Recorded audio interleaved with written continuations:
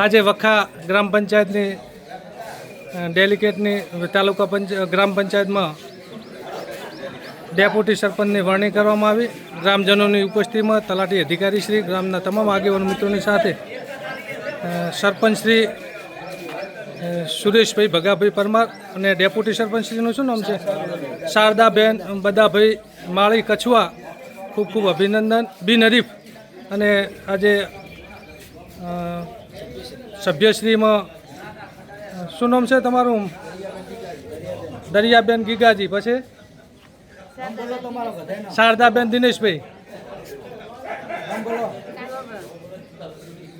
બોલો બોલો, દિવાળીબેન તરસંગભાઈ,